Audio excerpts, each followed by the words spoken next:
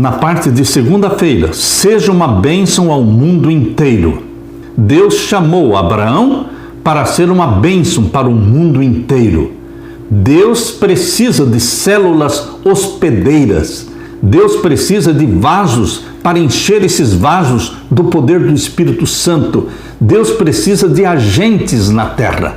Deus chamou Abraão, mas Deus está chamando você também para ser essa célula hospedeira do bem, para espalhar o reino do nosso Senhor Jesus Cristo. Abra sua Bíblia em Gênesis capítulo 12 e vamos ver então capítulo 12 e os versos 1 até o verso 3. Gênesis capítulo 12 e os versos 1 até o verso 3. Leia comigo. Ora, o Senhor disse a Abrão: sai-te da tua terra e da tua parentela e da casa do teu pai para a terra que eu te mostrarei. Saia. Deus estava tirando Abrão da sua zona de conforto. Zona de conforto é onde você está na sua terra natal, com seus parentes, com a sua família, com pessoas da sua mesma classe social. Esta é a zona de conforto. Deus tirou Abraão dali.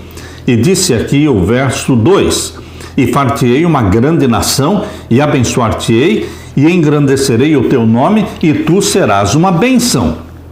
Você pode estar pensando, este foi o chamado de Deus para Abraão? Este era o propósito de Deus para Abraão? Sim, você está certo. Mas existem mais verdades aqui. Este é o propósito de Deus também para você, filho de Deus. Deus também quer espalhar você, quer colocá-lo fora da zona de conforto e fazer de você uma bênção no mundo. Far-te-ei uma bênção, tu serás uma bênção.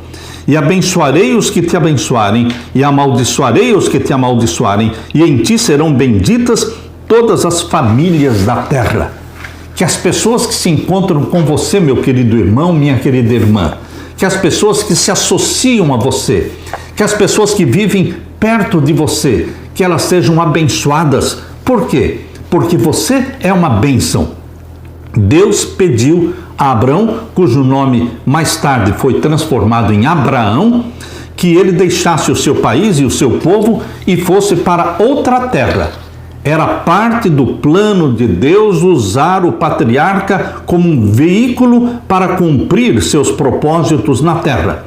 E Abrão obedeceu de acordo com a palavra do Senhor. Se Deus tem um plano para você, poderá ser um chamado para deixar sua família, o seu povo e ir a um lugar indicado por Ele a fim de que possa servi-lo ali, sendo assim uma bênção para os outros. Leia também Gênesis 3,15. Veja os textos bíblicos que falam do desejo de Deus de espalhar a mensagem no mundo. Deus ainda tem uma missão hoje a ser cumprida, mais do que nunca, mais do que as gerações que viveram antes de nós. Nós temos uma missão de maior amplitude, uma missão mais difícil, porque estamos vivendo exatamente na última geração e precisamos preparar um povo para a segunda vinda de Jesus. Precisamos pregar as 3 mensagens angélicas, ir aonde Deus mandar e pregar aquilo que Deus mandar. Aqui em Gênesis capítulo 3,15 está a primeira promessa messiânica, a primeira promessa de salvação, a solução de Deus para o pecado. Gênesis 3,15. E porém inimizade entre ti e a mulher. A mulher representa a igreja de Deus na terra.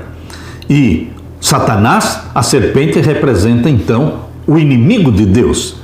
Entre a tua semente e a sua semente, esta te ferirá a cabeça e tu lhe ferirás o calcanhar. Aqui está falando da semente da mulher, que é Jesus Cristo, que esmagou a cabeça da serpente. Foi picado no calcanhar porque morreu na cruz, mas ele esmagou a cabeça da serpente porque Jesus Cristo morreu sem pecado, morreu pelos nossos pecados.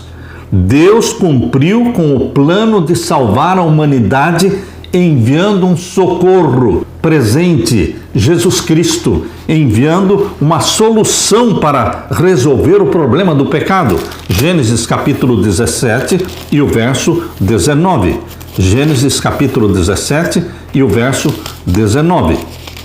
Leia comigo. E disse Deus: na verdade, Sara, tua mulher, te dará um filho, e chamarás o seu nome Isaque, e com ele estabelecerei o meu concerto por concerto perpétuo para a sua semente depois dele. Deus tinha uma missão para Abraão, mas também para Isaque, e também para Jacó, e também para José, e também para você e para mim. A missão de Deus não para. Louvado seja Deus! Leia também Números 24, verso 17. Números capítulo 24 e o verso 17. Vê-lo-ei, mas não agora. Contemplá-lo-ei, mas não de perto. Estas são as palavras de Balaão, um profeta que apostatou.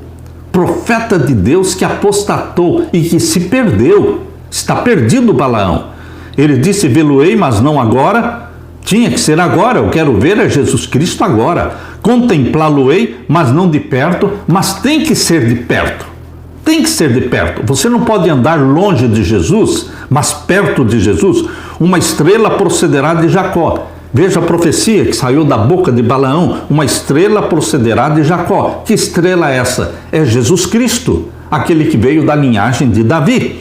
Um cetro subirá de Israel, que ferirá os termos dos moabitas e destruirá todos os filhos do tumulto. Aqui fala filhos de Sete, mas a melhor tradução é tumulto, porque Sete quer dizer tumulto. Então são filhos do tumulto. Os filhos do tumulto são realmente os descendentes dos moabitas. Queridos, Deus tinha um plano para salvar a humanidade. Deus chamou Abraão, Deus fez esse pacto com ele, esta aliança também ele fez com Isaque, com Jacó, enfim, com todos os seus filhos que vivem na terra.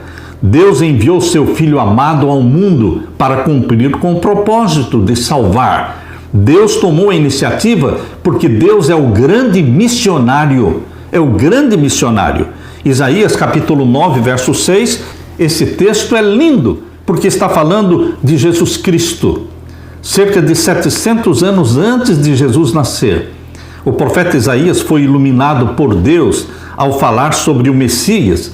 Capítulo 9, verso 6, porque um menino nos nasceu, um filho se nos deu, e o principado está sobre os seus ombros, e o seu nome será Maravilhoso. Esse é um nome dado para Jesus, Maravilhoso, Conselheiro, Deus Forte. Quem disse que Jesus Cristo não é Deus? A Bíblia diz que ele é Deus Forte, mas Pai da eternidade. Quem disse que Jesus Cristo, o Deus Filho, não existia na eternidade? Ele é Pai da eternidade, ele é Príncipe da paz. Este texto, esta profecia se cumpriu no nascimento de Jesus. Aqui também, em Daniel capítulo 9, tem a promessa do Messias. Mais uma vez, em Daniel capítulo 9, vamos ler os versos 24 a 27. A promessa do Messias, Deus cumpriu, Deus não falha, Deus não nos decepciona.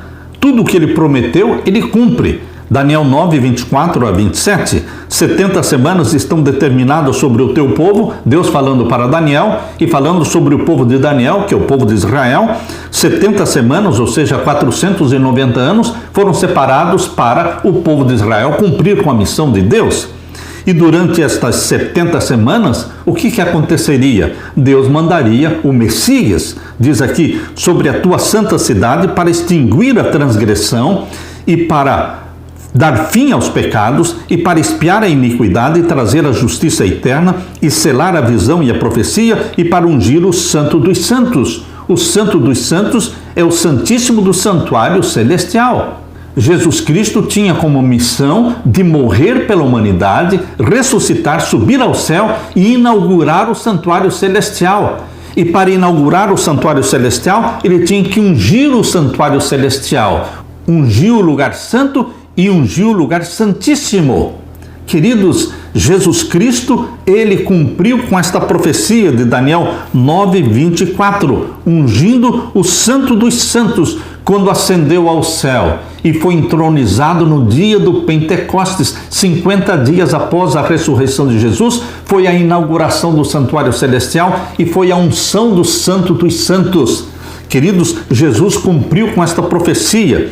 E ainda diz aqui o verso 25, sabe e entende, desde a saída da ordem para restaurar e para edificar Jerusalém, até o Messias, o príncipe, 7 semanas e 62 semanas, as ruas e as tranqueiras se reedificarão, mas em tempos angustiosos. Desde a saída da ordem para restaurar Jerusalém, 457 a.C., até o Messias, foram 483 anos, 69 semanas. 7 mais 62, 69 semanas são 483 anos que duraram até o Messias. Queridos, Jesus Cristo foi feito Messias, ou seja, ungido por Deus, no ano 27. No ano 27, Jesus foi batizado e foi quando o Espírito Santo desceu em forma corpórea de uma pomba sobre Jesus e uma voz foi ouvida do céu dizendo: este é o meu Filho amado em quem me comprazo. Portanto, queridos, os 483 anos, 69 semanas, duraram desde o ano 457 a.C.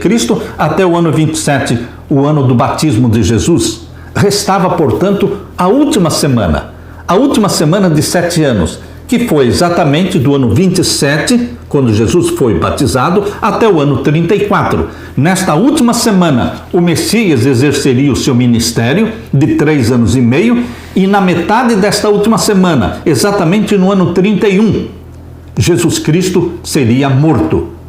Queridos, a última semana foi do ano 27 ao ano 34. Na metade da última semana seria tirado o Messias. É isso que está mencionando aqui em Daniel 9, verso 26. E depois das 62 semanas, 7 mais 62, será tirado o Messias e não será mais. E agora o verso 27. Ele, Jesus, o Messias, firmará um concerto com muitos por uma semana, ou seja, 27 a 34. E na metade da semana, ou seja, no ano 31, fará cessar o sacrifício e a oferta de manjares. Jesus cumpriu com esta profecia. Queridos, Deus chamou Abraão, Deus deu a missão para ele, para Isaac, para Jacó, Deus providenciou o maravilhoso, o conselheiro, o Deus forte, o príncipe da paz, o Cordeiro de Deus, o Messias, Deus enviou o Messias. Tudo isto se cumpriu, meu querido irmão. E quando Jesus nasceu da Virgem Maria, Deus apareceu para José e para Maria e disse: este é o meu filho, que foi gerado nela, é do Espírito Santo, e o nome dele será Jesus, porque ele salvará seu povo dos seus pecados. Mateus 1, 21. A partir dos textos que nós lemos hoje, fica claro que Deus cumpriu a promessa feita no Jardim do Éden, em Gênesis 3,15, de que alguém viria como solução para o problema do pecado. Essa solução, Cristo, o Messias, surgiria da linhagem de Abraão, de Isaac. E Hebreus, capítulo 11, verso 9, afirma que Isaac e Jacó eram herdeiros da promessa de bênção que Deus fez para Abraão. Pela fé, Abraão, quando chamado, obedeceu a fim de ir para um lugar que deveria receber como herança e partiu sem saber para onde ia. Que exemplo para nós! Querido irmão, querida irmã, o plano missionário de Deus ainda é hoje um desafio para você e para mim. Deus teve uma missão específica para o Filho dele na terra. Deus tem uma missão específica para os filhos e filhas dele, gerados pelo Espírito Santo. Você e eu somos filhos e filhas de Deus. Deus tem uma missão para nós. E Deus proveu o maior poder que nós necessitamos para cumprir a missão: o Espírito Santo, o batismo do Espírito Santo. Aleluia!